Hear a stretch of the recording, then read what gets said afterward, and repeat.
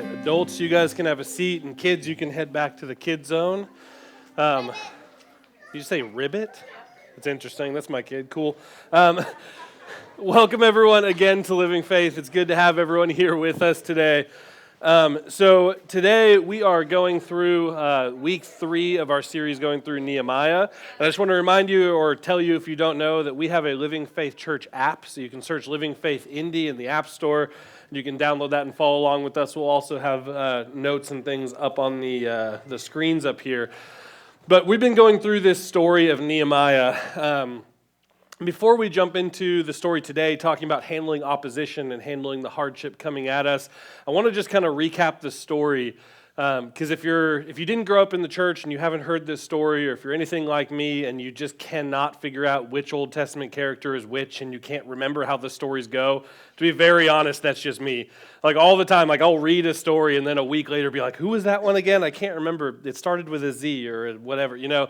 So just to kind of recap the story, if you're anything like me, in 570 BC, the king of Israel refused to basically pay the king that was nearby, King Nebuchadnezzar in Babylon.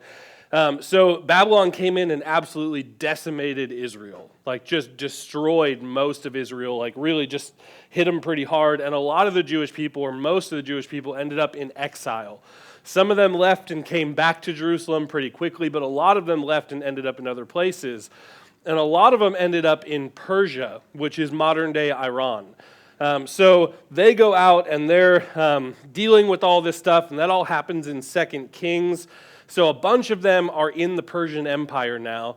And then we see God start to kind of stir the hearts of some of these people that are in Persia at this time and starts to send them back. So 50 years after this happens, which, as kind of a reminder, in the grand scheme of the Bible, 50 years is like not that much.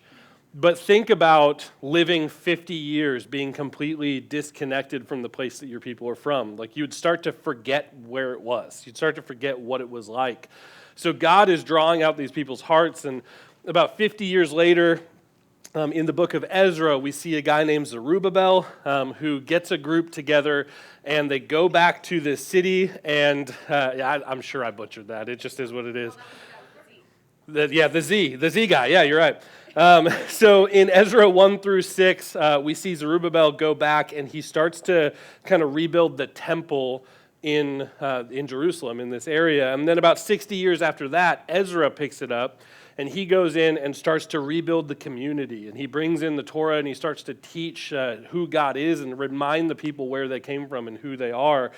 And then it's handed off to Nehemiah about 13 years after that. And this guy named Nehemiah comes in and starts building this wall, like the wall around the city. And as we heard last week from Caleb, the wall matters a lot. You know, having a wall around a city is a really big deal.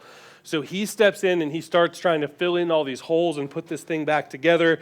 And he does this because he's the cupbearer to the king in Persia.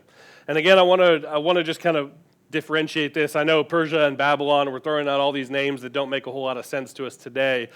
The ones who destroyed Israel are different than the ones that we're talking about where Nehemiah came from. So it's not like he's working for the bad king. He's working just for this other company, this other country.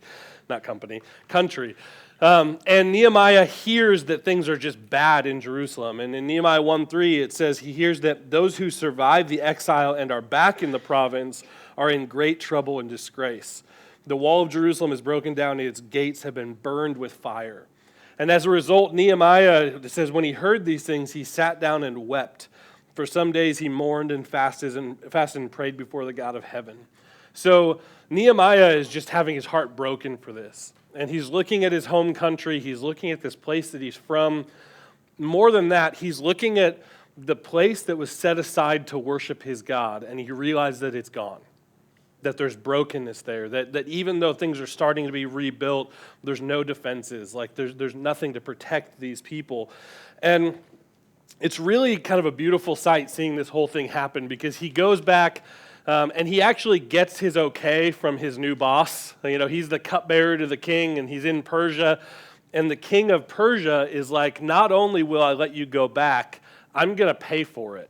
So I'm going to send you with all this money, send you with all these people, and send you with like a whole battalion of people to protect you for the 800-mile journey to get back to this place. Now, 800 miles is not a road trip. Like, it's not like today where you jump in a car and you just go. Like, this is a big deal. And he goes back and he starts just raising up the people, and he's like, guys in Jerusalem, this is worth fixing. Let's do this. In chapter 3 that we saw Caleb go through last week, I love where there's just a list of people in the area who are repairing their own wall. And it's people who are not contractors, they're not thatchers, they're not stonemasons, they're not like people who know how to fix giant metal gates. They're just people. And it actually kind of reminds me of this building that we're sitting in here today, because this building isn't much to look at, but you should have seen it before. Like, it was an absolute disaster. It was rough, like it was falling apart. It was an old machine shop. And none of us knew how to do any of this. We just watched YouTube and figured it out, because God called us to do this. He called us to build this place, to build this defense in the middle of this place that so deeply needed Jesus. And because of that, we were willing to give our lives to it. And that's what we're dealing with here in Nehemiah. He has all these people who are not professional, builders. They're not professional, like war fighting people, because that's what we're dealing with. Like, we're seeing all this opposition come in. Like, these aren't military people. They're just people.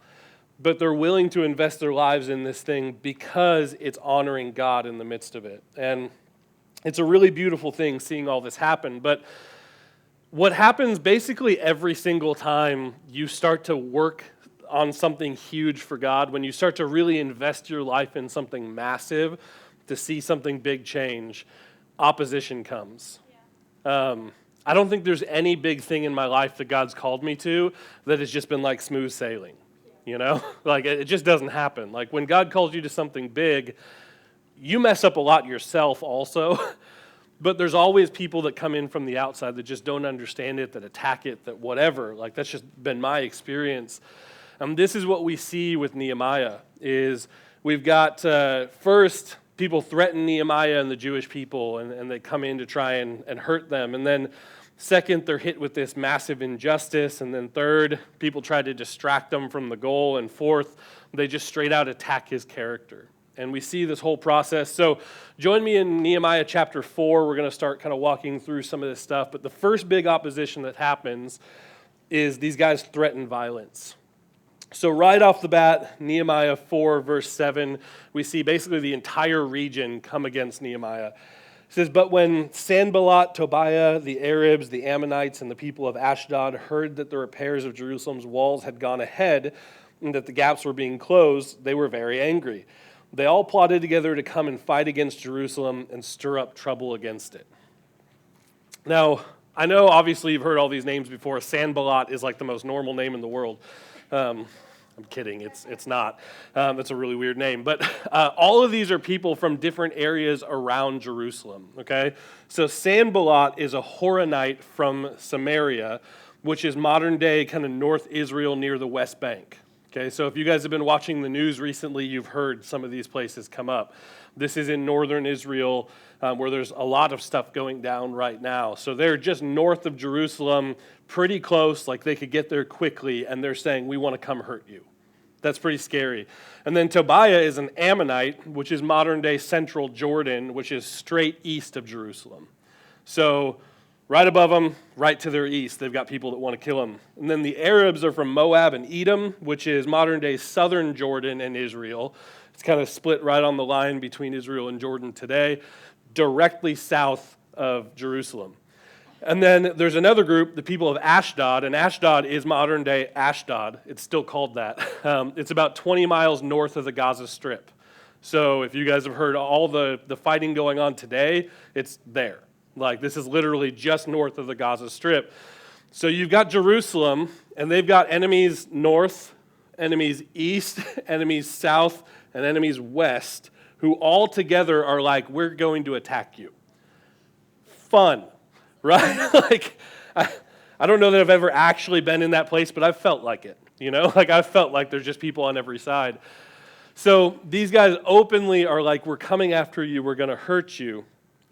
And, you know, I don't know what God's called you guys to in the past or what he's done in your life or things that he's asked you to do for him, but pretty often when you say you're going to do something or when you really step into something, or a lot of times the first time you step into leadership in the church, if any of you guys are life group leaders or if any of you have started a nonprofit, like just looking out, I know a lot of you guys have been through a lot of these different things. And pretty often, the second you start, people on the outside of the church, people that don't understand why we're doing what we do, instantly start coming and just calling you on everything, you know? And they start questioning why we would do this. It's people who don't believe in God and are like, why would you give your life to this thing? You're just a bigot. You're just a horrible person. Why would you do that? Or people in different organizations in power that try to come against you. I've heard so many churches that have tried doing building projects who just have the worst time trying to get permits and things like that because there's somebody on some council that just is like, I don't want another church there. Or so many organizations I've heard of that just can't get insurance or can't get whatever. Like there's these things that just happen when you are a Christian trying to do something that is counterculture. You know, it's against what most people around us think is a normal thing, even if we know it's good and we know it's right. And even just there's a lot of people that just straight out don't believe what we believe, so they don't understand why we would do those things, you know? Like how many of you have been in something in church and you've had a family member or a friend be like, why are you doing that for free? Like, why are you working on this thing and helping these people and you're not getting paid for it? Like, I get that, you know? There are so many things that I think people on the outside just don't understand. And honestly, as a pastor in the inner city, I've even had physical violence threatened multiple times. Like, I don't think Autumn and I have gone 6 months since we started this church without having our lives threatened by somebody. You know, somebody who threatens us or our kids or something like that. It just happens. Maylene's like, I'll take them down. We're talking about defense in just a second. I'm calling you. Okay. So I love it. So there's a lot of people I think that are gonna come against us just because they don't understand. You know, just because for some reason they see Christianity as the enemy. And that might be true, you know, if they're fighting for a different team or they're pushing for something different or they don't understand why God is doing the things he's doing. It makes sense. And I think that's exactly what Nehemiah is going through here. Like, he's doing a good thing, but the people around him feel threatened for really no reason. But the way he responds to it, I think, is so good. In chapter 4, verse 13, it says, "Therefore, I stationed some of the people behind the lowest points of the wall at the exposed places, posting them by families with their swords, spears, and bows. After I looked things over, I stood up and I said to the nobles, the officials, and the rest of the people, 'Don't be afraid of them. Remember the Lord, who is great and awesome, and fight for your families, your sons and your daughters, your wives and your homes.' When our enemies heard that we were aware of their plot and that God had frustrated it, we all returned to the wall, each to our own work." So, very practically, here's what Nehemiah did. Nehemiah made a plan. He set up a defense. He encouraged people with the vision, reminding them of why we're doing what we're doing, and he got back to work. Now, can I tell you most of the time what we as Christians in like Western world, you know, in like America, what we do when we get hit with opposition like this? Nehemiah, again, made a plan, set up a defense, encouraged the people with the vision, and got back to work. And we give up. Like that's it, right? Like most of the time when opposition hits us, we just give up. And we're just like, well, that must not have been like what I was supposed to do. Or, you know, there's no way God would ask me to be a part of something so uncomfortable. I don't know about you, but I don't think God's ever called me to anything comfortable. You know, like nothing he's told me to do was comfortable. And I think we can learn from this. I really do. Like, I think we can learn how to really press into this stuff and really trust God in the midst of it. So, first off, just like Nehemiah, make a plan. You know, don't just sit there, don't just cower, don't just be afraid. Figure out like, okay, here's what's coming against us, here's what we do about it. Like make a plan. The second thing is set up a defense. this is something that I think we just feel wrong about or something as Christians. And I think it's a pretty modern thing. Only in the last 50 to 100 years has any Christian ever been like, oh, defense is bad. Like we should just be completely let anyone do anything they want to do. And I think most of the time we're not going to be hit with an actual physical violence. That's not generally what happens in our day today. But emotionally we're going to be attacked. We're going to be attacked just by people just talking about us behind our back. We're going to be legally attacked, verbally attacked. All these things are things that can happen. And it's not only okay to set up a defense in those areas, it's good. It's good to realize that stuff's coming at us and be like, it's okay to say, no, this is not okay, I'm done with this. Or I'm going to put up this wall in my life so that this person can't get into me in this place. We don't just have to sit there and take it. And I think somewhere along the way, we heard the Sermon on the Mount with Jesus where he says, turn the other cheek. And somehow we took that to mean, let people punch us a lot. If we're honest, that's just what we hear pretty often is oh, we're supposed to turn the other cheek. So if somebody smacks us, you should be like, I want this one too. And they just keep letting them wail on us. But we don't see that almost anywhere in Scripture. That's not talking about this in particular. I think that's more, we could get into a whole thing there, but I think that's more talking about not being so self-righteous that we have to fight everyone in our own honor, But that doesn't mean that we're just punching bags either. And I think that's something as Christians that we very often hear is just be a pincushion, just take it. And we can't just take it. It's not right to just take it. And if we really believe that every time we're supposed to just turn the other cheek, well then Jesus, if that was true, Jesus contradicted himself when not that long later, he sent everyone out and said, if you don't have a sword, sell your cloak and buy one. He sends all these people out to all these scary countries, and he's like, have a defense. Be ready to stand up for yourself. And Jesus does not say two things that are different, These are different situations, different things. So self-defense is always a biblical concept. It's right, it's good. And it's really only the last 50 to 100 years, like I said, where anyone's even questioned that. It's okay to defend yourself. And then we see Nehemiah encouraging people with division, reminding again what God is calling us to. And this is so key because I think there's a lot of times in my life where God's called me to something and I've been like, I want to do that. And I stand on, I want to do that.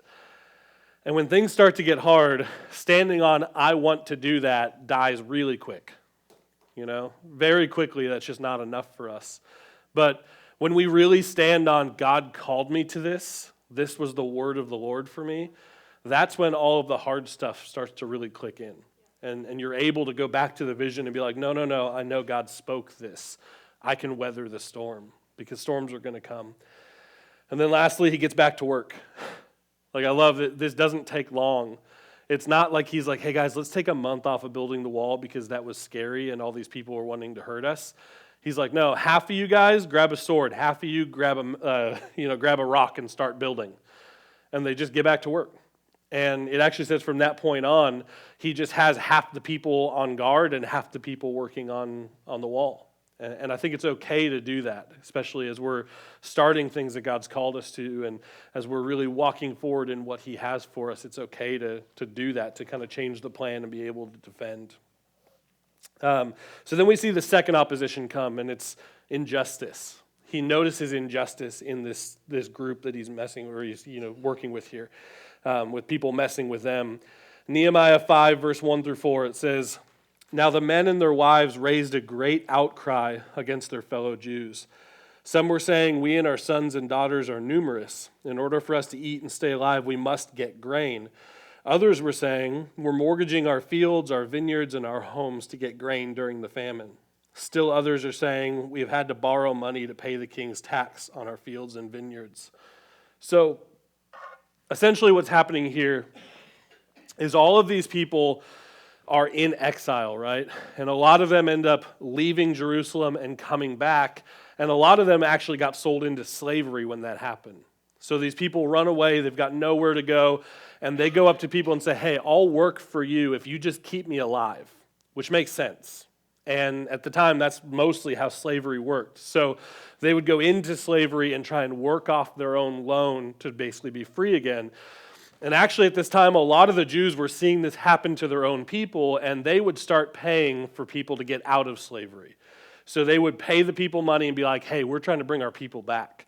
And over this 120-year section or so, people are coming back left and right, and they've got all these people free from slavery.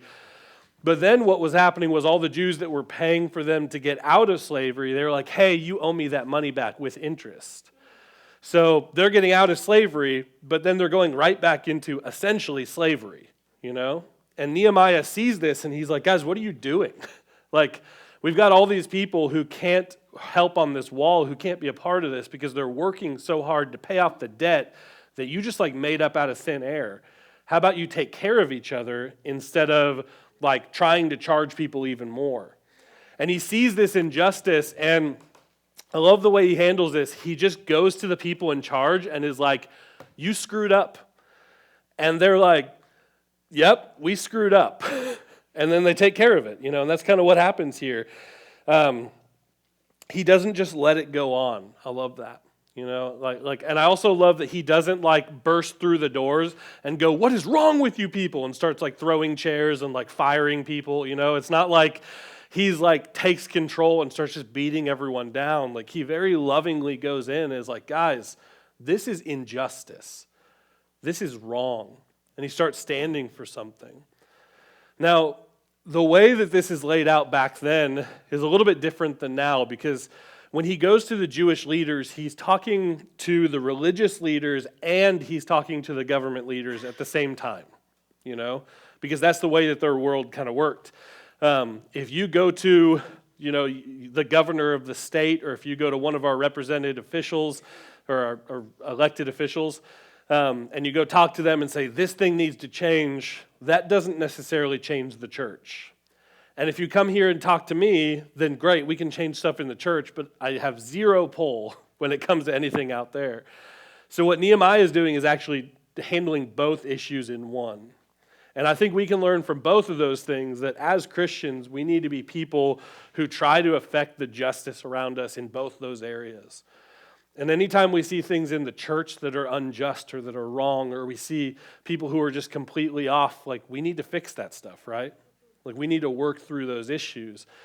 But at the same time, we are citizens of America, you know? Most of us here are citizens of America. Most of us here like call this our home, and we have people literally like a mile away who, which is cool that literally we can see this. It's at the end of the street, you know? You can see that giant building where there's all these people who like actually represent us. And we as Christians shouldn't be people that just get angry and just like blast them on Facebook. We should be people who do something about it, right? Like we should be people that are involved in government. We should be people that are involved in the world around us. And when we see injustice, we should be the first ones to step up. When we go outside and we see people who are starving on the street, we might not have much money, but we have enough for a sandwich, right? Like we can see that change. And then when we see people who are being treated unfairly, we literally in this country have the ability to just talk to the person who represents us. You can send them an email, you will get a response, I promise you, which is crazy. Like, and I've done it. It's weird. We actually had one of our representatives go to Irvington on the east side. I don't know if you guys knew that or not, but I met her at the State House in a thing where a bunch of pastors were coming and just praying for our officials. And Andrea Hunley was like, hey, I want to check out your church. And she came on a Sunday, and just was here. And Justin Moed is the guy who is the House representative for this area for Near West. And I have his cell phone number. He literally gave it to me and was like, text me if you see anything wrong. Like, that's super cool, you know, that these people genuinely want to help. And I think as Christians, a lot of times we just get like angry and we just get frustrated, and there's things to get frustrated about. But also there's injustices that we can step up against. And I think a lot of times we miss that and we end up just getting angry. But inside the church, outside the church, either way, we can be people who stand up against the injustices. So again, I love that Nehemiah doesn't just sit back and let it happen. He fixes it, but also he keeps his cool. And that's something that we often miss also. You know, he walks in very lovingly and very respectfully and is like, hey guys, not okay. And he debates with them and he's like, this is what I see, what do you see? And it says they had no response. And he's like, well, fantastic, we see the same thing, let's fix this. And they do. And they see this whole thing change. So as a result of this action, the religious group has changed. The way that they're worshiping God is changing. It's good. It's getting better. But also the secular government is changing. And we're seeing an actual move of God happening in this place. So then opposition 3 here is people try to distract them. Okay, so this section is actually probably one of my favorite statements in the entire Bible. And you might have heard this at some point, you might have not, but these guys, the original guys, that are all around him, all these people that are mad at him and wanted to attack him, when the attack thing didn't work, and when they chickened out and didn't actually send anyone, then they say, well, what if we just get him to come to us, and we just distract him from what's happening, and we trick him?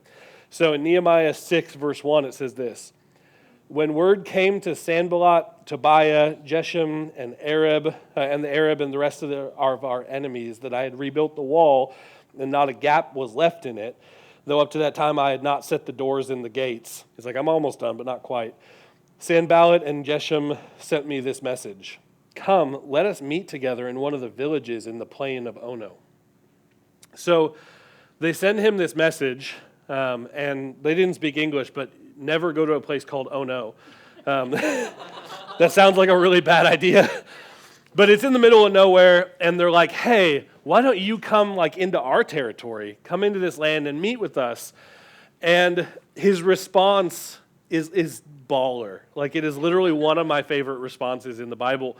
Nehemiah 6:3, he says, I am carrying on a great project, and I cannot go down. Why should I stop work and leave it and go down to you? He said no.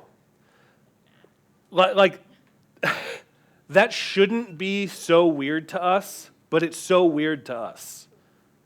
Think about this for a second. I know this doesn't feel earth-shattering, but I think it is. They say, stop what you're doing and do this thing instead. And Nehemiah, in a very godly and biblical way, says, no, I'm not doing it.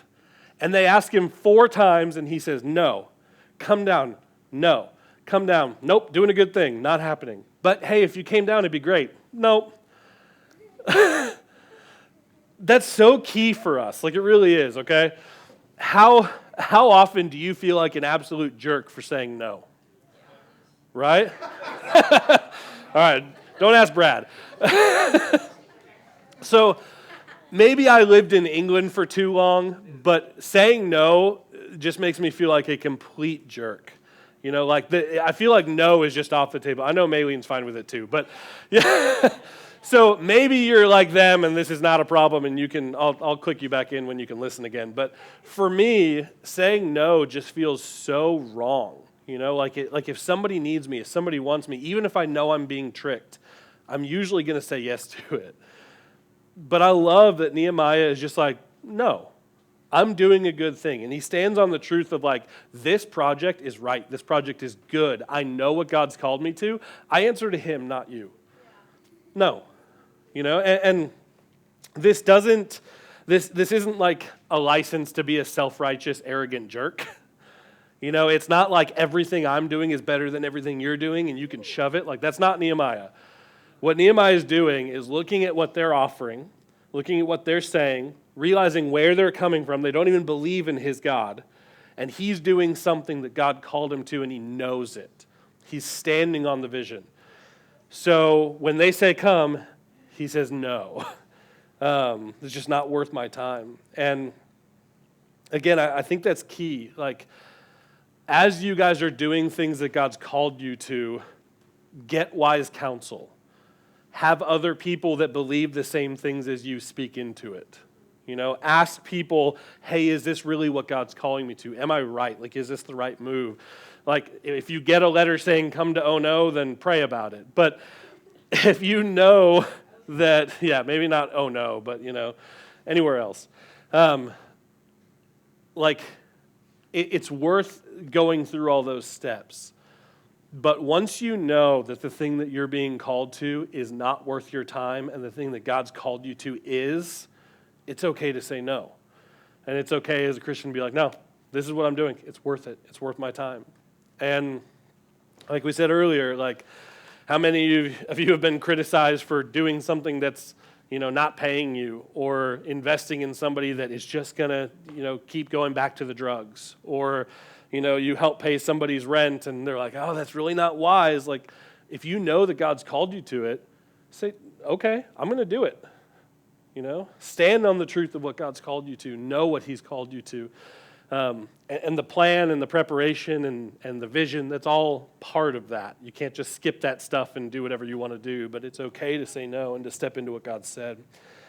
So the last opposition here, and the one that I think probably hurts the most, is where these guys just straight out attack his character.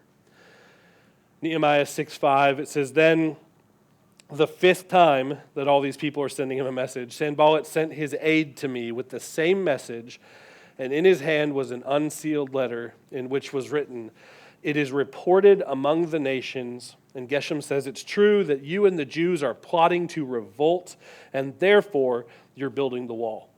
Moreover, according to these reports, you're about to become their king and have even appointed prophets to make this proclamation about you in Jerusalem. There is a king in Judah. Now this report will get back to the king, so come, let us meet together. So these guys straight out resort to just attacking Nehemiah's character. And this thing that he's been working on for so long that he's had accolades for, like earlier in this, Nehemiah went from being the cupbearer who's like taking time off to being made the governor of the area. Like the king is like, what you're doing is a good thing. I'm gonna give you this incredible accolade of you are now in charge of all this. So these guys use that information, they use everything they know, and they say, I know what's happening. You're trying to screw everyone over. You're trying to raise up these people so that you can fight, that you can take over Persia, that you can make this incredible army, and you can be in charge. You're going to be the new king, and you're doing all these things against this guy that you work for. And he's just not, That's not what's happening. And to be really honest, if it were me, I think I would get that note and just like crumble into a pile on the floor because people don't know my character, because that's not who I am. That's not what I'm doing. How do they not know my intention is just to honor my God? Like, I'm not trying to do this. I'm trying to raise up these people to be self-sufficient, not to be like warriors who take anyone down. Like, have you seen this group? It's not happening, That's how I think I would respond. And I think the thing that hurts the most when this happens is just the blatant lies. When somebody ascribes intent to you that was never there. And if you've been serving in the church for long, if you've been leading anything for the kingdom or building anything that God's called you to build, you've probably had this happen. And if you haven't, then it'll happen, where people just make up lies about you. And I think the thing for me that hurts the most when this happens is that they're completely made up. Like I think if somebody looked at me and was like, here's the list of all the things that's wrong with you and they're all true, I'd be like, yeah, you're right. I suck in all those areas. But it's never those things that people attack. It's always over here. It's something totally random that is not what you're actually doing. It's not your heart. And it hurts so much more when people just like make up this stuff that's out in right field. And the way that he responds to this is really powerful. First, he just tells the truth. He straight out refutes the lie. It says, Nehemiah 6:8 said, I sent him this reply. Nothing like what you're saying is happening. You're just making it up out of your head. That's in the Bible. Yeah, that is word for word. This is not the Message I'm reading here. This is the NIV. This is straight from Hebrew. I sent him this reply. Nothing like what you're saying is happening. You're just making it up out of your head. Yeah, that is a good tattoo. I'm not tattooing that up, but you go for it, Brian. I think there's something powerful about that, of him just knowing what the truth is and standing on the truth and being secure. And I think that's something that I, for one, need, and probably a lot of us in this room do. But then he goes a step further and he calls out the lie. In the first part of verse 9, it says, they were all trying to frighten us, thinking their hands will get too weak for the work and it will not be completed. So that seems like one thing, but it's two, okay? He calls out the lie. That's not true. You're making it up. But then he goes a step further and he tries to look at the intent of what the person is actually doing. And I think that brings a lot of comfort. That brings a lot of solace in the midst of this, where he's like, what they're trying to do is get us distracted from what's actually happening, and our hands will get weak for the work and it won't get completed. Like if they can take us out at the knees, we're going to stop building that wall. That's what they're thinking. And when you start to realize the intention, you're like, I don't need to pay attention to this. I don't need to give this like free rent in my head. I can kick it out. And then the most important thing is he goes to God for security. In the second half of that verse, in verse 9, he says, but I prayed, now strengthen my hands. They're trying to make my hands weak for the work, so I can't do it. So I pray, God, strengthen my hands. I can't do this alone. I need you. When these lies are flying at me and I feel like everyone's criticizing everything I'm doing, this is what they're trying to accomplish. God, will you accomplish this? I need to stand on your truth in this. And then he takes it even a step further and he starts to see all the people like amongst his people that are lying in this. He identifies the wolves in this area. And he realizes that a bunch of these people in this area are actually being paid by these other groups to try and like sow discord. And a lot of them are not all about Jerusalem. They're all about all these other areas. And they're trying to be like those other places. And he starts to call these people out and just realize these are not safe people. And that's okay too, you know? Like I think it's kind of like the saying no thing, where we just don't want to draw a line. We don't want to say no. But there are people who are just not safe. Like there are people in the church, out of the church, around the church, in another church who are not safe, who are trying to tear down what God is doing. It's going to happen. And actually, Jesus himself literally says, look out for these people.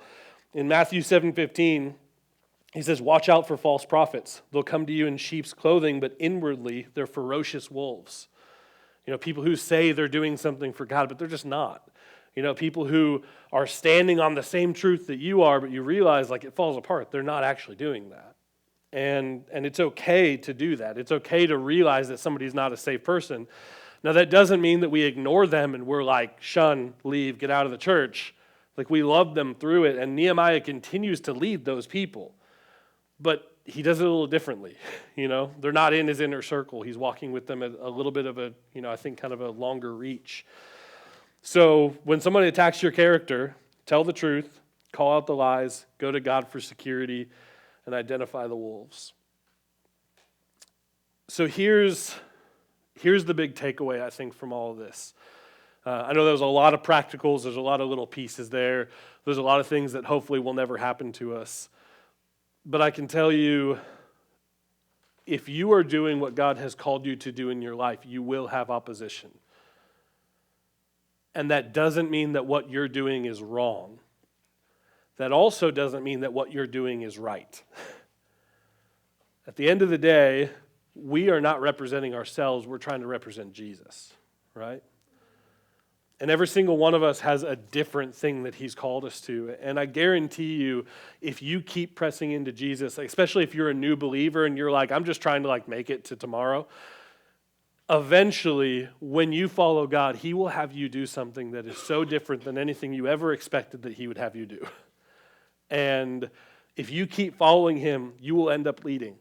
Like leadership is not just a gifting. Like I think there are people who are gifted in leadership, but I think there's a lot of people who are just thrust into it because they are following Jesus.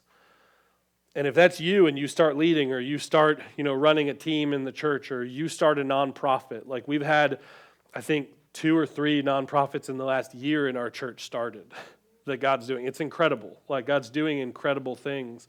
Josh on the east side, if you guys know Josh and Bree, he just started a nonprofit a few months ago officially called Chosen 19 that's doing incredible things.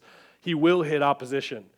Pray for him, walk with him through that. And as you guys are leading teams and you're leading life groups and you're doing whatever it is that he calls you to do 5-10 years from now or tomorrow, you will hit opposition. Things will come against you. And I want to just encourage you, go after Jesus in that.